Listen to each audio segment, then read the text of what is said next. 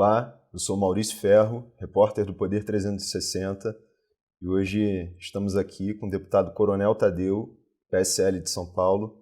Deputado, seja bem-vindo. Maurício, muito prazer, muito obrigado pela oportunidade. Prazer é meu de recebê-lo.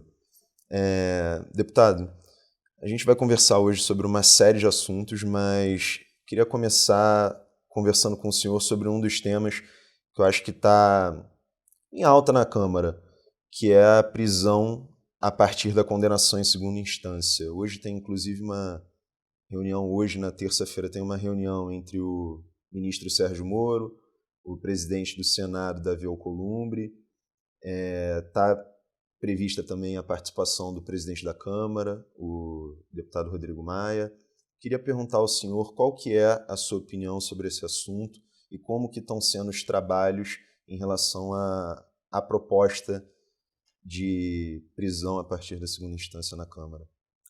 Eu, muitos deputados e toda a sociedade de bem, vamos deixar bem claro, de bem, estamos querendo que, após a condenação em segunda instância por um órgão colegiado, qualquer indivíduo vá para trás das grades.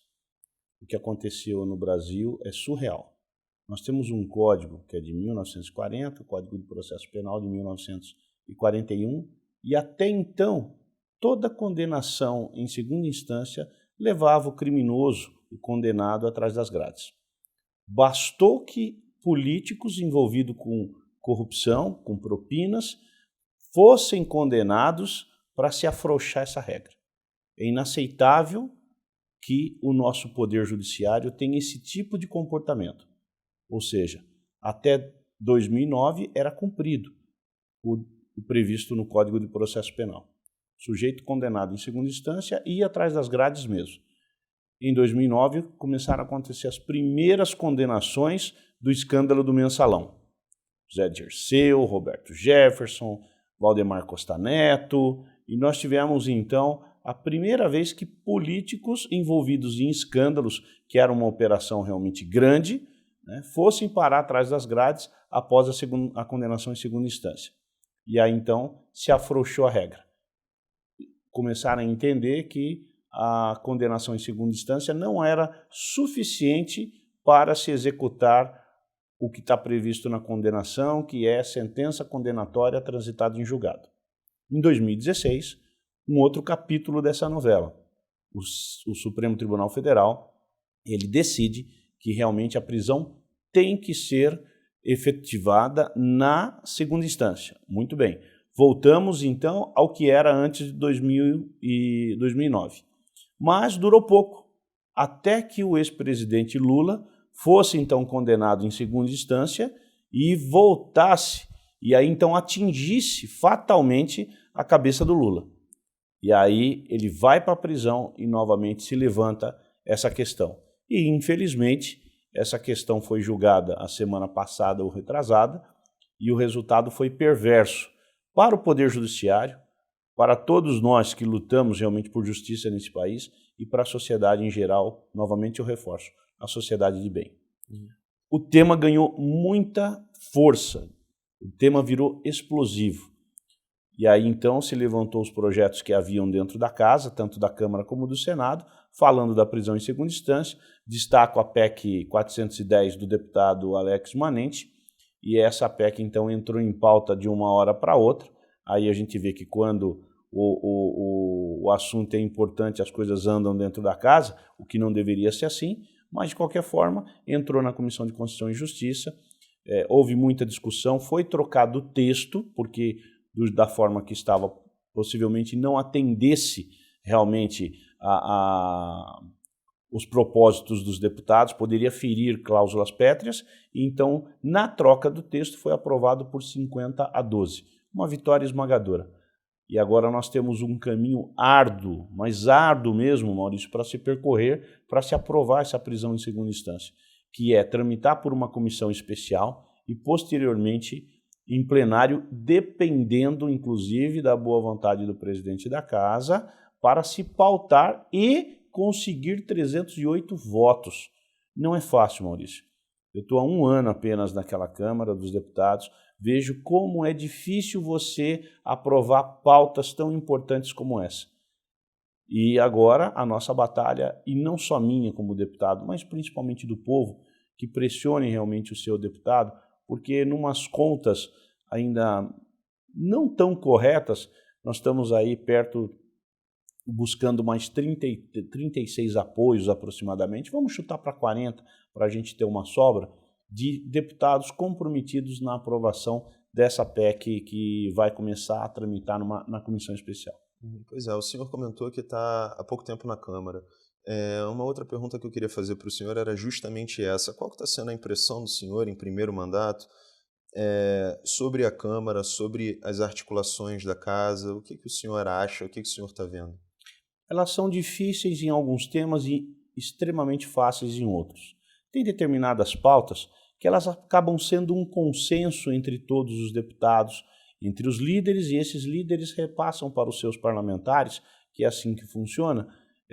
Tem determinadas pautas que são fáceis realmente de passar, mas tem determinadas pautas que enroscam no entendimento de alguns, e aí realmente não anda. Então, esse trabalho de convencimento, de debates, ele é muito interessante. O problema todo é que ele é muito demorado. Eu vim de um mundo onde tudo acontecia muito rapidamente na vida. O relógio parece que andava numa velocidade completamente diferente do que anda na Câmara dos Deputados. É desafiador, é bem desafiador mesmo, você realmente ter que convencer as outras pessoas, apresentar argumentos convincentes para que você possa buscar um entendimento. Agora, as pautas mais difíceis, elas são realmente muito complicadas. O senhor tem algum exemplo de uma pauta mais difícil, de uma pauta mais fácil, que foi consenso de todos? Sim, eu vou lembrar de um projeto do deputado Luiz Lima, em que se previa desarmar o sujeito que agredisse a sua mulher ou agredisse alguma mulher e tivesse um porte de arma. Foi pacífico. Todo mundo entendeu que esse sujeito realmente não pode mais portar arma. Isso passou rápido, ficou muito bom. Uma pauta complicada, que foi difícil o convencimento. Eu mudo de assunto, saio da questão de arma e vou para a questão das bagagens dentro dos aviões, que foi uma pauta realmente difícil de convencer os deputados de que havia necessidade das empresas aéreas em cobrar pela bagagem dos passageiros, para que nós pudéssemos atrair empresas de fora para trabalhar aqui no Brasil e propiciar uma concorrência maior, porque hoje nós só temos apenas 3 companhias aéreas. Então fica uma concorrência muito fácil e os preços sobem. Se você conseguir colocar mais empresas aéreas no mercado, você propicia uma concorrência e aí a tendência do preço é cair. Então, esse tema específico da bagagem, eu atuei bastante porque tem uma ligação muito próxima ao setor da aviação. Então são 2 exemplos onde um passou fácil e o outro não foi tão fácil assim, mas passou também. Falando um pouco do setor da aviação, me parece que o ministro Tarcísio, da Infraestrutura, ele quer agilizar a celeridade na concessão de alguns aeroportos. É esperado, inclusive, para o ano que vem, a concessão de alguns como Santos Dumont, se não me engano, Congonhas também. Posso estar enganado, mas me parece que é isso. Essa concessão desses aeroportos também tem como objetivo atrair empresas de fora para baratear o preço das passagens. Então, uma coisa ligada na outra, me parece, inclusive pelas explicações do próprio ministro. O que o senhor acha, o que o senhor está vendo de movimentação nesse setor, inclusive para baratear, para trazer para o consumidor preços mais baratos? Bom, primeiro um elogio ao ministro Tarcísio, nosso homem do asfalto. Ele é uma pessoa fantástica, um trabalhador incansável. Deixo aqui registrado mesmo o belíssimo trabalho que ele vem fazendo no setor da infraestrutura. Com relação às concessões de aeroportos, tem determinados aeroportos que eram verdadeiras rodoviárias, ou seja, aquele ambiente bem feio, não era agradável. É claro que existem rodoviárias que têm um aspecto muito bom, mas tem aeroportos e aeroportos.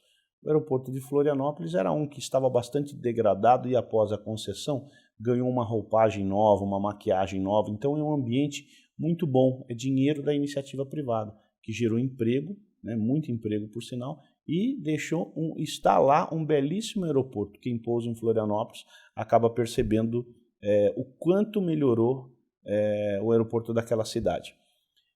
Com relação às concessões, nós temos algumas concessões ainda nos modelos antigos, né? E essas concessões, elas de vez em quando, elas apresentam alguns problemas, como é o caso de Viracopos, que realmente não se sustentou. E não se sustentou, particularmente, eu vou dar o meu palpite, né? A Infraero, ela é um peso na concessão, porque a Infraero, ela é sócia na concessão com 49%. Isso é muito ruim, porque ela ela participa dos lucros, mas não participa das despesas. Então não funcionou muito bem. O novo modelo de concessão do Ministério da Infraestrutura, ele prevê 100% da concessão. Ou seja, é teu, você se vira e você tem possibilidade de ganhar dinheiro de todas as formas. É o que se diz ao empresário que quer investir. Ele vai ganhar na concessão de espaço, na concessão de propaganda, né, nas próprias tarifas aeroportuárias, e vai então pagar um valor X ao governo federal que nós chamamos de outorga. Então, essa outorga é o preço pela concessão. Santos Dumont e Congonhas são os dois maiores aeroportos do país, com uma movimentação absurda de passageiros e de voos, consequentemente. Então, serão as maiores concessões e, com certeza, são as que irão atrair mais investidores, em especial de fora. Esses vão vir realmente com as garras para fora para ganhar essa concorrência, porque realmente é o filé mignon da aviação. Nós esperamos que, junto com o Santos Dumont e junto com o aeroporto de Congonhas, irão ser licitados outros aeroportos, justamente para que essas empresas não fiquem só com o filé mignon, que elas possam desenvolver outros aeroportos. E aí eu tenho certeza absoluta que esse modelo vai ser muito bem sucedido. Uhum. E isso vai passar também por uma redução do preço das passagens, porque o que o consumidor vê desde a crise da Avianca, pelo menos, é que os preços foram lá para cima. Eu, inclusive, há pouco tempo estava conversando com um comandante, com um piloto, e ele próprio comentou, olha, quando a Avianca caiu, né, as passagens elas reduziram, os preços foram lá para cima, todos os voos estão lotados, e isso acabou sendo muito ruim para os consumidores, e ele próprio estava se queixando disso também, né, da operação, da burocracia com a operação. Então, essa concessão dos aeroportos, ela vai ser benéfica também para o consumidor a partir do momento que ela eventualmente permita uma redução das passagens? Sim, há uma parte do preço da passagem, que compõe o preço da passagem, ela diz respeito à estrutura aeroportuária. No momento em que você passar para a mão da iniciativa privada, ela vai ter condições de realmente de abaixar os seus preços, né? Fazer preços mais camaradas para as companhias aéreas, e aí está a ligação entre o preço da passagem e o serviço aeroportuário. Isso realmente pode acontecer. A questão da Avianca foi uma infelicidade muito grande, uma má gestão da companhia aérea, que deixou 7.000 pessoas desempregadas, infelizmente, mas graças a Deus essas pessoas já estão aos poucos sendo acomodadas em outros lugares. E o fato das passagens terem subido é algo completamente natural dentro da economia, né? Mas a oferta é pequena e a procura é grande, com certeza o preço sobe, né? E deu uma acomodada, deu uma baixada, mas ainda nem tanto. Nós precisamos mesmo de mais companhias aqui no Brasil, destravar esse mercado, trazer. Existem companhias que querem vir trabalhar no Brasil, mas as dificuldades, né, a segurança jurídica que nós damos, a complexidade das nossas leis acabam inibindo. E essa é a maior luta, né, para desregulamentar e facilitar a entrada das empresas aéreas. Mudar as leis, passa pelo Sem legislativo. dúvida, com certeza. Tá, então eu queria aproveitar esse gancho para perguntar para o senhor quais são as possibilidades de lei para desburocratizar esse setor, já que é um setor que o senhor tem um foco, né, muito grande pela conversa que a gente estava tendo, e queria também perguntar ao senhor quais são as outras áreas que o senhor considera muito importantes e que precisam de um aperfeiçoamento legislativo também. Então vamos lá, para dar um exemplo sobre esse assunto da aviação, nós temos uma revisão do Código Brasileiro de Aeronáutica, Lei 7565, se eu não me engano.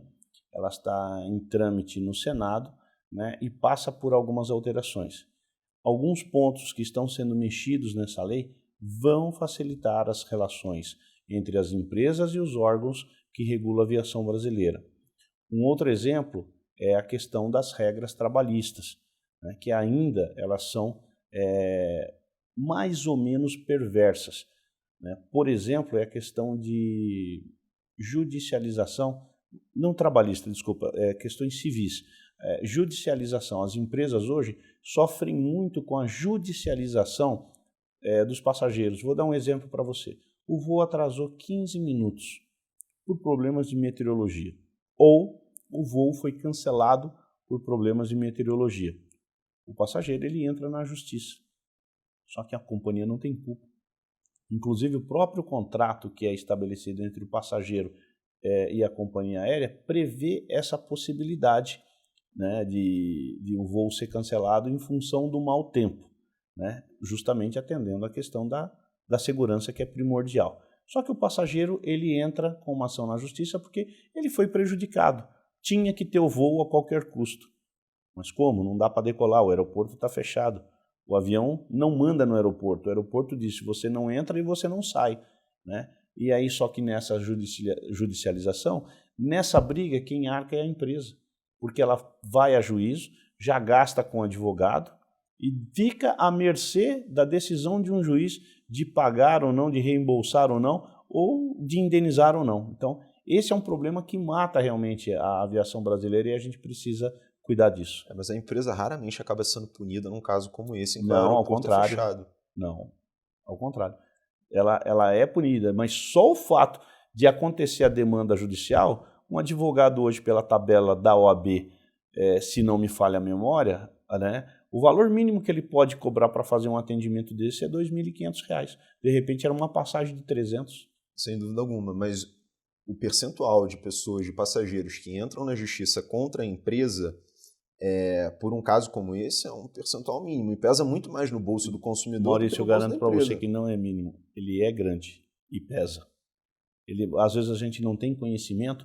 Eu estou para fazer uma audiência pública justamente para discutirmos essa questão da judicialização e chamarmos alguns desembargadores, representantes dos tribunais de justiça nos estados, né, para que tenham ciência desse problema, né, e não fiquem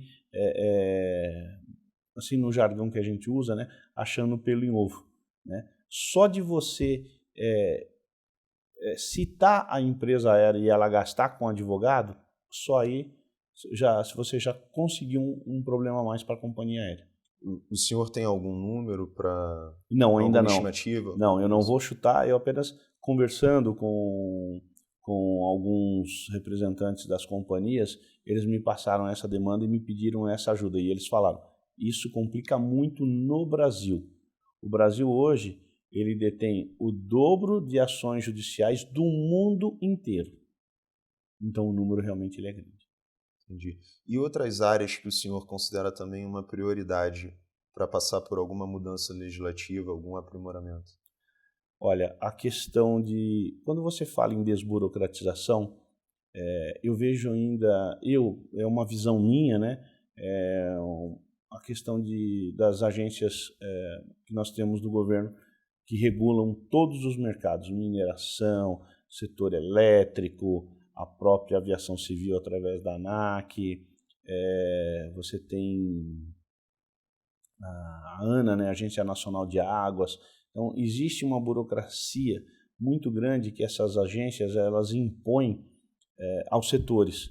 E isso eu acho extremamente desnecessário. Você poderia deixar caminhar mais livre para que o empresário realmente pudesse aliviar a vida do empresário, né, no respectivo setor. Eu dou um exemplo prático aqui que me veio na cabeça nesse momento. Era uma questão que até foi resolvida, né? A burocracia para você, por exemplo, abrir um frigorífico. Eu peguei 3 casos como esse, que são frigoríficos lá de São Paulo, frigoríficos que vão gerar de 200 a 500 empregos, né, porque são de tamanhos diferentes, mas são empregos. E os empresários estão aí há mais de 1 ano e meio, estavam, né? Há mais de 18 meses com uma papelada parada, justamente aguardando uma decisão e uma autorização para que o frigorífico pudesse abrir e operar. Então, a burocracia desse país é muito grande. Então, eu posso ficar aqui horas e horas falando com você, né, e lembrando de casos e mais casos assim que são verdadeiras novelas e você não acredita que isso acontece, né? Eu não sou empresário, né, mas dou total apoio a esse sujeito corajoso que pega o seu dinheiro, investe aqui no Brasil, gera emprego e toma sarrafada nas costas o tempo inteiro dos órgãos públicos. Então nesse ponto eu sou bem liberal com as coisas mesmo. Você tem que estabelecer um mínimo de segurança, um mínimo de qualidade, não tem a menor dúvida. Mas do jeito que é feito no Brasil é surreal. Na avaliação do senhor, então, as agências reguladoras, elas travam, por exemplo, um empresário que está querendo contratar, admitir funcionários. Muito, e não é pouco. Certo. E, deputado, mudando agora um pouco de assunto, em relação ao PSL, o partido do senhor, como que está a questão do PSL em relação, por exemplo, a deputados que passam hoje pelo Conselho de Ética, que disseram que vão se desfiliar, como que está essa confusão que tomou grande parte do noticiário nas últimas semanas? Nós precisamos entender algumas coisas para comentar desse assunto, né? Primeiro, o partido ele tem regras, né? E eu acho que muitos deputados, principalmente os do PSL, nós somos em 53 deputados e apenas 3 são antigos na política. Todos os demais são novatos, como eu. Uma bancada muito jovem, muito inexperiente. E é preciso conhecer as regras para entrar no jogo, porque senão você vai jogar errado. O PSL, então, como uma bancada grande, passou a haver muita disputa interna de poder. E nós não tivemos uma pessoa que conduzisse isso de uma forma mais tranquila, mais amena, de uma forma mais serena, né? Infelizmente, o líder que foi escolhido no começo, que é o delegado Valdir, ele não deu conta do recado. Ele falhou realmente na sua função de líder, de não permitir que realmente um ou outro deputado escapasse com um determinado comportamento, né? E ele foi cada vez mais colecionando insatisfações. Então chegou um momento que praticamente o partido todo queria trocá-lo. E aí o grupo se dividiu. Ao mesmo tempo que isso foi acontecendo dentro da Câmara, onde começou a haver essa divisão, também começou a haver uma insatisfação do presidente da República com a direção nacional do partido em relação às contas. O presidente Jair Bolsonaro, corretamente, se preocupou como é que estavam sendo geridos os recursos do fundo partidário que passaram a ser depositados na conta do partido. É uma preocupação dele, ele tem todo o direito de se preocupar, porque é o presidente da República e é membro do PSL. E nesse outro capítulo dessa novela, o presidente também ficou muito insatisfeito com o comportamento da direção nacional do partido. E ele, uma vez que se sentiu desconfortável, ele simplesmente deu um jeito de sair. E saiu. Ele pode. Como ele não foi atendido naquilo que ele queria, ele simplesmente desistiu do partido e, por ser um cargo majoritário, ele e os senadores podem fazer isso, né? Por ser um cargo majoritário, ele se afastou. Só que embaixo, aqui na Câmara dos Deputados, né, nos cargos proporcionais, né, houve uma divisão muito grande. Quem possivelmente acompanharia o presidente e quem possivelmente não acompanharia. E aí realmente esse racha ficou bem claro, ficou bem estabelecido. Existe um grupo que está realmente junto ao presidente nacional, que é o deputado Luciano Bivar, e um grupo que está junto com o presidente da República, que inclusive fez o lançamento na quinta-feira passada do da nova sigla que ele pretende montar, que chama-se Aliança pelo Brasil. Alguns parlamentares declaradamente, né, estiveram nesse evento e estão aí ajudando, como se fala, participando da criação desse novo partido. A criação do partido é legítima, só que esse comportamento desse deputado pode gerar uma questão, pode suscitar uma questão de infidelidade. Tanto é que hoje no PSL, por alguns comportamentos fora do comum, fora do ambiente político, geraram 19 processos no Conselho de Ética. Eu nem sei exatamente se é esse o número, estou aqui chutando pelo que ouvi dizer, porque no papel de verdade eu não vi, né? Mas aproximadamente 19.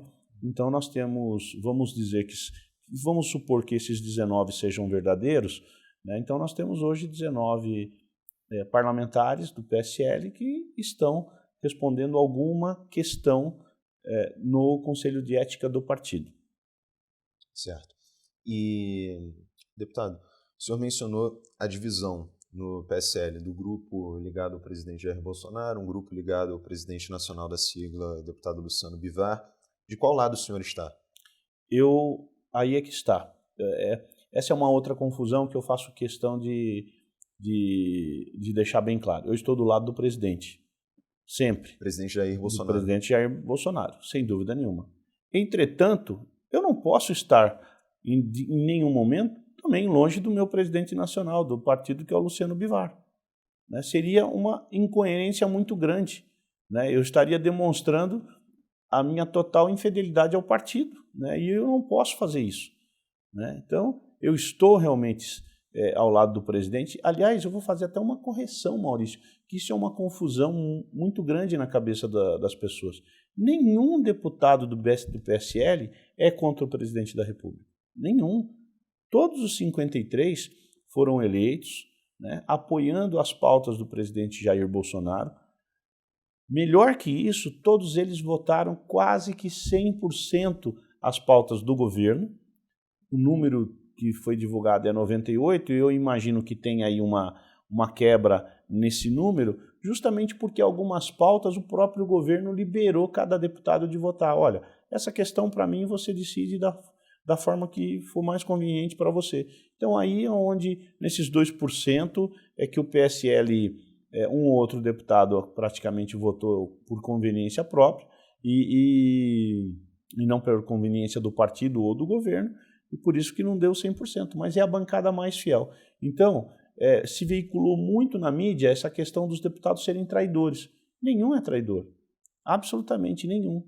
Apenas num determinado momento de disputa do poder, e aí eu tiro o presidente fora dessa disputa, eu volto só no nosso contexto de Câmara dos Deputados e 53 deputados, nesse contexto de disputa por poder é que houve esse racha. Uns ficaram de um lado, outros ficaram do outro lado. Então, nesse momento, eu estou junto de um grupo, né, que, inclusive, declaradamente eu digo isso, eu não tenho medo nenhum de fazer essa afirmação. Eu também queria a troca do Waldir, né? Mas eu era favorável à escolha de uma liderança, não por imposição, mas por um processo de votação. E eu acabei ficando do lado que, teoricamente, o que hoje a imprensa chama de do lado bivarista e não bolsonarista.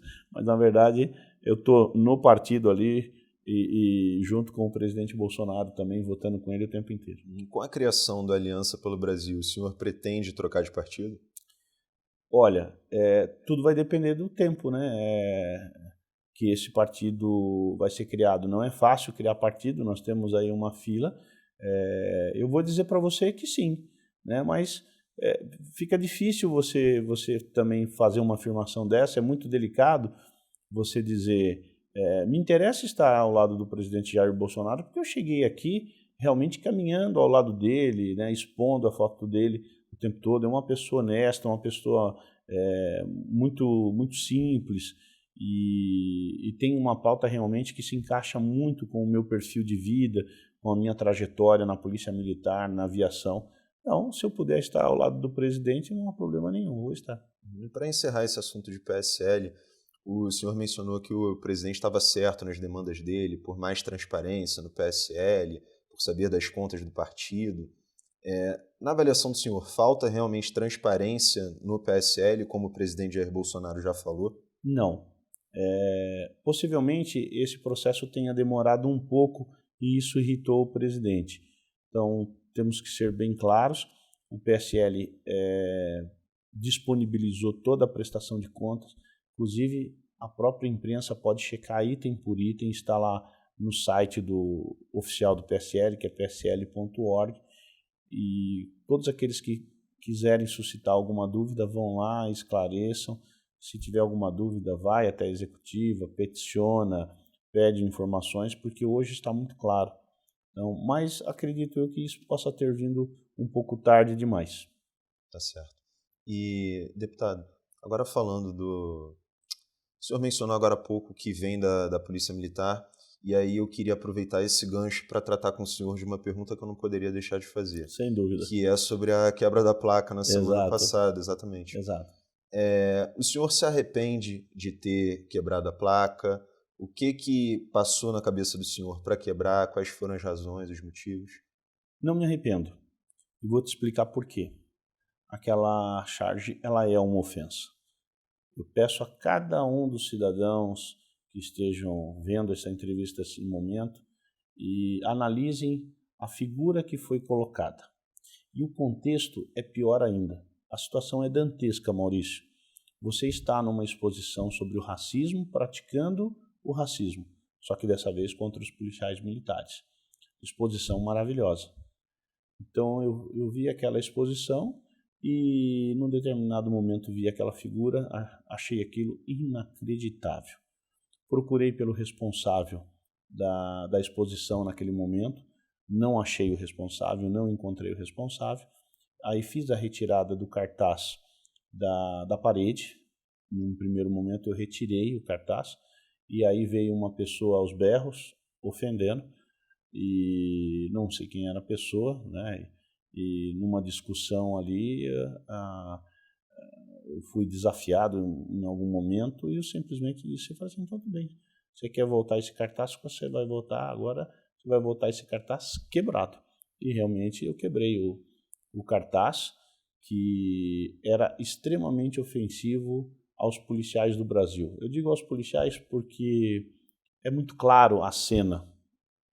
Se você olhar o cartaz, era um indivíduo, né, um homem desenhado, uniformizado, com uma arma na mão, com boina, com um braçal no ombro, né? Então ninguém vai falar que aquilo é um padeiro, ninguém vai falar que aquilo é um professor, que é um médico, que é um engenheiro. Ali declaradamente é um policial, com uma arma fumaçando, né, fumegada, saindo a fumacinha do cano, com um indivíduo atrás deitado, 2 projéteis de bala e esse indivíduo ainda algemado. Então isso o que é? É uma cena de uma execução. E embaixo escrito, o genocídio de pessoas negras, de pessoas da raça negra. Então isso dava a clara notícia de que os policiais do Brasil são genocidas, em especial das pessoas de raça negra, o que é uma mentira. A polícia realmente ela tem o seu confronto quase todos os dias em algum lugar do país, existe um confronto armado, isso é notório. A população brasileira predominantemente ela é da raça negra, fora aqueles que por conveniência que são pardos e se declaram negros, e isso é fato também. Então isso faz com que esse discurso de que se realmente se mata mais negro, ele ganha até mais força, mas não que a polícia vá escolher os negros como seus reais oponentes e as suas futuras vítimas fatais. Isso é o que não pode ser dito, né? A polícia do nosso país, ela jamais escolhe o seu oponente. O oponente aparece na vida do policial, seja ele branco, negro, pardo, japonês, amarelo, branco, do jeito que for, né, enfrentou a polícia vai combater. Então, essa ofensa ela foi feita, né, dentro da Câmara, né, isso declaradamente foi feito, e eu tenho uma qualidade de não me omitir, né, absolutamente em nada que eu vejo de errado. Eu vou tomar uma providência. Inicialmente eu iria só retirar o cartaz, né? Como fui ofendido na sequência, eu simplesmente quebrei o cartaz e aí o cartaz ficou quebrado no chão. Foi essa a decisão que eu tomei naquele momento. Um detalhe importante, só para esclarecer, é que eu não sabia que 2 deputados já tinham passado por ali e já tinham oficiado a casa para que aquele cara fosse tomado uma providência pela curadoria, pelo presidente, sei lá qual é o trâmite que iria se adotar administrativo dentro da casa. Eu não sabia. Se eu soubesse, eu teria aguardado realmente a decisão do presidente, que também foi contra. Diga-se de passagem. Ele não me apoiou no ato, mas que foi contra realmente a divulgação daquele cartaz, isso ele também foi. Pois é, eu ia perguntar para o senhor se a melhor forma de protestar num caso desse, de discordância, não seria aguardar ou procurar outros meios de retirada do cartaz que não fossem a retirada por vontade própria. Eu concordo, né? com você que própria. Realmente é discutível, poderia ser feito de outra forma, é discutível. Mas determinadas coisas você precisa estancar a ofensa na hora. Deputado, aí agora uma outra pergunta relacionada a esse assunto. Eu vou citar o caso do Rio de Janeiro, não é o seu estado, mas é o meu. Então, então eu tenho um pouco esse cenário como pano de fundo. A gente tem no Rio de Janeiro, a partir agora desse governo do governador Wilson Witzel, um crescimento muito grande do número de mortes em decorrência de operações policiais. Moradores de comunidades, eles se queixam muito da conduta da polícia. O senhor acredita que há um excesso na conduta da polícia militar a partir desse governo, desse caso, Wilson Witzel? Não, eu vou te explicar por quê. O Rio de Janeiro ele tem um problema muito sério com o tráfico de drogas. Há muitos anos naquela cidade, a situação ela foi deixando de lado, as autoridades foram largando mão de combater o tráfico e o tráfico cresceu, é notório. Né? Aí vem um governador que não chegou a implantar tolerância zero, mas ele falou assim, eu vou cercar os narcotraficantes, os contrabandistas de arma, de uma forma que os outros governos não fizeram. É uma postura corajosa e necessária, porque o Rio precisa disso. O número de mortes no Rio, de pessoas que morrem por conta do tráfico, por conta de dívida, ele é absurdo. Você precisa estancar isso. Você precisa fazer isso com inteligência e com operações policiais, sem dúvida nenhuma. Não tem como você entrar. Infelizmente, em qualquer comunidade ou favela, eu acho que o pessoal não liga eu falar favela, né? Eu sou da moda antiga, espero que você não ligue. Então, às vezes é tão difícil que muitas vezes eu tomo às vezes algum puxão de orelha, não, olha, coronel, não fala mais favela, fala comunidade, né? Mas eu sou a moda antiga, né? Então não quero denegrir ninguém que mora numa comunidade, porque eu mesmo na minha infância o local onde eu fui criado não era lá tão agradável assim também. Não era uma comunidade, mas era um bairro muito simples, né? E nós tínhamos a proximidade. Naquela época era muito raro você ver o tráfico de drogas, mas tínhamos assim uma proximidade com, de vez em quando, alguém aparecendo com drogas para vender, e naquela época era só maconha mesmo, né? Mas, infelizmente, uma boa parte da nossa população brasileira moram em locais onde o traficante adora se instalar. Isso é fato. Ele adora se instalar por quê? Porque ele usa a comunidade como escudo. E aí, normalmente a imprensa quer culpar a polícia, né, pelas operações policiais que são necessárias. Chega uma hora que não tem jeito. Você precisa, tá tão ruim aquele troço. O tráfico pegou a criança, pegou o adolescente, pegou o adulto. Não é legal isso. Você permitir que o Estado permita que as crianças que o governo tenha que disputar uma criança com um traficante. Você precisa agir, precisa de coragem. Isso vai ter algumas insatisfações? Não tenho a menor dúvida que vai. É preciso ter muito cuidado, não é uma operação fácil de fazer, mas ela precisa fazer, ela precisa ser feita.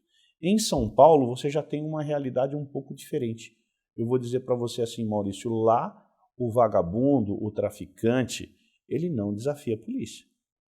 Porque se ele desafiar, a polícia vai para cima.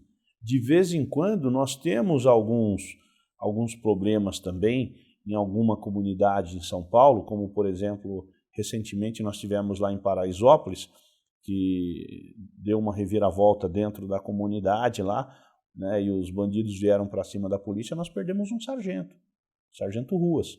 Mas no estado de São Paulo é muito mais raro acontecer do que no Rio de Janeiro, porque lá se controla mais, se combate mais, né? E essa permissibilidade que ocorreu no Rio não ocorreu em São Paulo, graças a Deus.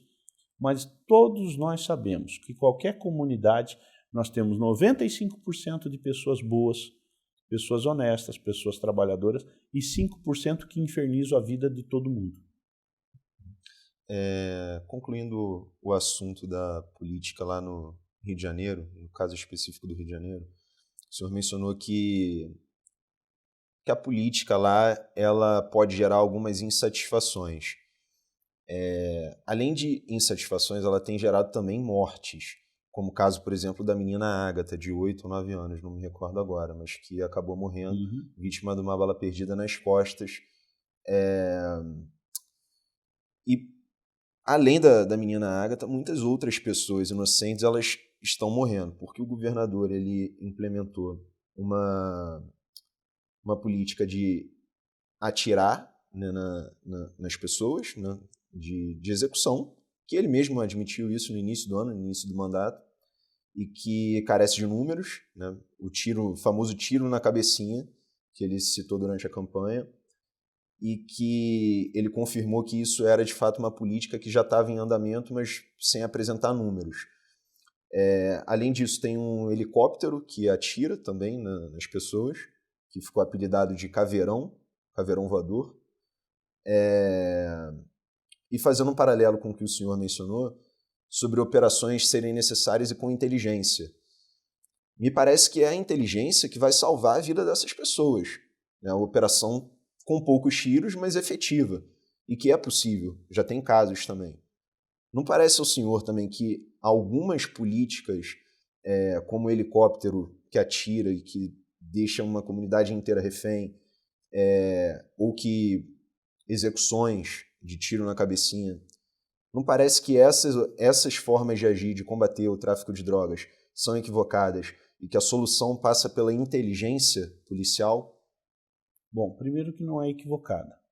A inteligência, você usa ela basicamente para 3 coisas. Primeiro, para interceptar a droga, que seria o melhor de tudo. Para identificar aonde são os pontos de venda. E terceiro, quem são os cabeças que conduzem o narcotráfico. Basicamente para isso. Mas você pode avançar nesse terreno. A inteligência, se você identificou a droga, está resolvido o problema. A droga não chegou no seu destino. Agora, identificar os pontos de venda e identificar os traficantes, né, depois você faz o que com essa informação? A inteligência já atuou. Aí você vai atuar pontualmente.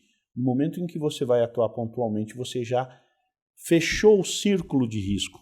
Ele já é pequeno, mas ele existe. Não tem a menor dúvida que ele existe. E quando você vai para o combate, né, nenhum policial lá vai para matar pessoa inocente. Ele vai para matar o traficante.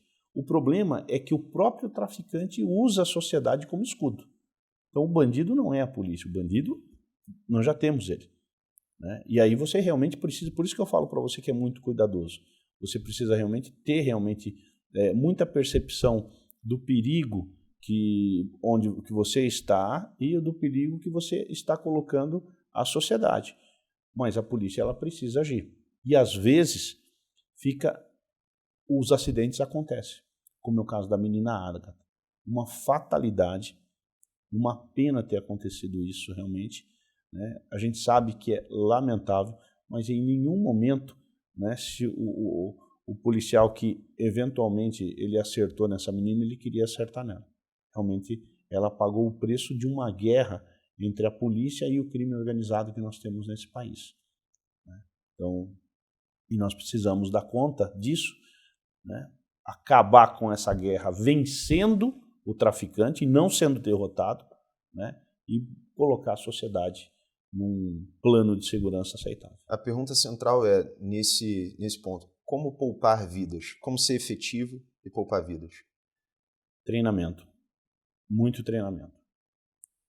Esse vai ser a chave do sucesso de qualquer operação. Lembre-se que você está indo para uma guerra. O soldado bem treinado vai ter uma probabilidade muito maior de ser vitorioso, sem ceifar vidas de inocentes e atacando exatamente o bandido. Precisa de mais treinamento? E que tipo de treinamento? Treinamento tático. Você está num campo de operações. Aí você tem que treinar. É tiro mesmo, tiro de precisão mesmo para atingir só o marginal, né? E é um tiro complicado de você fazer, porque você está em movimento, você está carregando uma arma, você está carregando equipamentos. Então não é um tiro tão simples de você fazer, não. Mas precisa treinar muito, muito. Quanto mais você treinar, melhor você estará no campo de batalha. Certo. Deputado, aí agora a gente vai para a parte das perguntas que a gente sempre faz, Perfeito. De temas gerais, é meio que um bate-bola. A primeira delas, o senhor é a favor de liberar o aborto em mais casos do que a legislação atual prevê? Não. O senhor é a favor ou contra descriminalizar o consumo recreativo de drogas consideradas mais leves, como a maconha? Não. O senhor é a favor ou contra uma lei que dê autonomia política e operacional ao Banco Central? Sim. É a favor ou contra flexibilizar a regra para o porte de armas? Sim. A favor ou contra o projeto da escola sem partido? Escola sem partido, sim. A favor ou contra a redução da maioridade penal? Sim.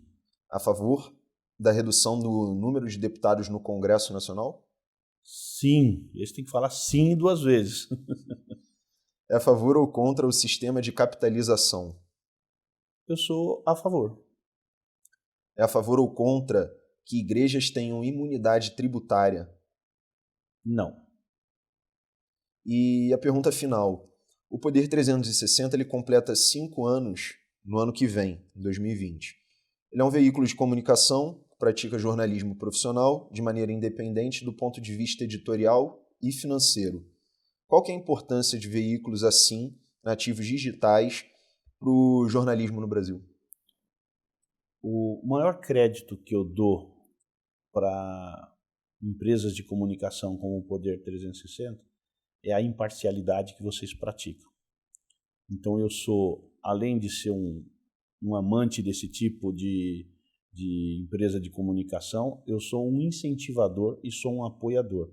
Mais e mais empresas como o Poder 360 deveriam surgir nesse país para que a gente não tivesse um direcionamento da informação. Essa é a parte mais importante, de você praticar um jornalismo realmente isento, onde você sempre permite que ambos os lados, os antagonistas, né, politicamente ou ideologicamente falando, possam se manifestar a respeito de um determinado fato. Deputado, prazer recebê-lo aqui. Eu que agradeço, Maurício. Sucesso para você, né? Primeiro, obrigado pela entrevista, sucesso para você e para o Poder 360 também. Muito obrigado, até a próxima.